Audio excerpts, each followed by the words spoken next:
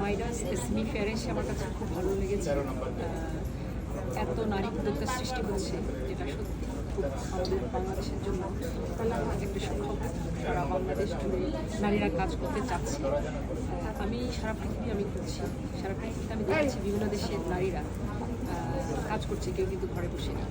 নারীরা যখন কাজ করে তখন এটা দেশের অর্থনীতিকে চাঙ্গা করতে পারে, পরিবারকে ঠিক করতে পারে। আমাদের জন্য বিশাল বড় একটা ব্যাপার। আর আমি আফ্রিকাতে দেখেছি যে নারীরা মাথার মধ্যে তরকারির ঝুড়ি নিয়ে পিছনে বাচ্চাকে কাপড় দিয়ে বেঁধে সাইকেল চালিয়ে তারা বাজারে যায় বিক্রি করার জন্য। এবং ফুটপাতের মধ্যে বিশ্ববিদ্যালয়ের মেয়েরা তারা কাপড় সেল করছে, তারপরে মেডিকেল সায়েন্সে পড়াশোনা করছে। সেও কিন্তু কোনো না কোনো একটা অর্নামেন্টস নিয়ে এসে বসে আছে রাস্তার পাশে, সিরালিওন, লাইবেরিয়া, এই সমস্ত দেশগুলোতে আমি দেখেছি। তো আমি সেখান থেকে শিখেছি যে আসলে যে আমাদের দেশের নারীরাও কিন্তু এখন অনেক এগিয়ে যাচ্ছে এবং কোনো মানুষই কাজের জন্য যেন কোনো বাধা না হয়, সে নারী পুরুষ। সো ছোটো ছোটো উদ্যোক্তা সৃষ্টির মাধ্যমে এক সময় তারা কিন্তু বাংলাদেশের অর্থনীতিতে বিশাল বড় অবদান রাখে, যেটা আমাদের জন্য এবং বাংলাদেশকে সামনে এগিয়ে নিয়ে যাওয়া বাংলাদেশের লাল সবুজের পতাকা নিয়ে আমি পৃথিবীর 173 দেশ ভ্রমণ করেছি। আমার ভ্রমণ এখন অনবই। আমি এখন ওশেনিয়ার দিকে ট্রাভেল করব, Timor লেস্তে, Papua New Guinea, Samoa. তো এখন আমি বাংলাদেশে অবস্থান করছি কিছুদিনের জন্য। সারা পৃথিবীতে আমার অনেক স্ট্রাগল হয়েছে। আমি সারা পৃথিবী জুড়ে যখন ভ্রমণ করেছি তখন আমার ভ্রমণটা এত সহজ ছিল না। বেশিরভাগ দেশ আমি সড়ক থেকে ভ্রমণ করেছি। সেই পূর্ব আফ্রিকা, পশ্চিম আফ্রিকা, দক্ষিণ আমেরিকা আমাকে ট্রাভেল করতে হয়েছে। মৃত্যুর কাছাকাছি দেখে আমি ফিরে এসেছি। গাছের সাথে ঝুলেছিলাম মরুভূমি উঠতে যেয়ে, পড়ে গিয়ে না খেয়েছিলাম 2.5 দিন আফ্রিকার জঙ্গলের মধ্যে আটকা পড়ে, কাঠের মধ্যে ঘুমিয়েছি, তাঁবুতে ঘুমাতে হয়েছে। কিন্তু এই যে পৃথিবীর অপূর্ব সুন্দর, এত স্ট্রাগল করেও আমি কিন্তু দেখেছি।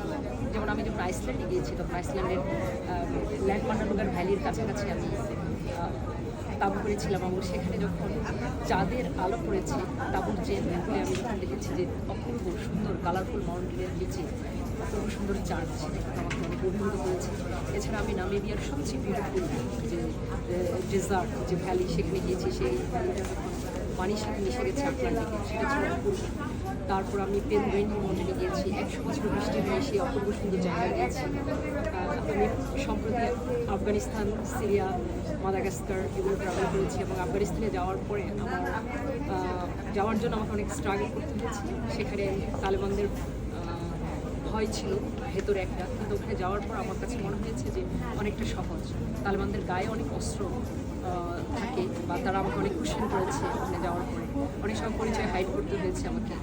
কিন্তু এভাবে কিন্তু আমি স্ট্রাগল করে অনেক চ্যালেঞ্জ নিয়ে আমাকে ট্রাভেল করতে হয়েছে। কিন্তু ওই যে অপূর্ব সুন্দর আফগানিস্তান এবং তাদের মেয়েদের কাছাকাছি যাওয়া, তাদের মেয়েদের জীবন ব্যবস্থা, তারা এখন ক্লাস 7-এর পরে আর পড়তে পারে না, তাদের সেই দুঃখগুলো কাছ থেকে দেখা এবং মেডিকেল সায়েন্সে পড়াশোনা করছে, তারা হয়তো ভর্তি হওয়ার পরে আর পড়তে পারছে না, এগুলো আমি দেখেছি। কিন্তু তারা কাজ করতে চায়। তো পৃথিবীর এক জায়গায় যখন সুযোগ হয় মানুষের কাজ করার, তখন তাকে সুযোগ দেওয়া উচিত।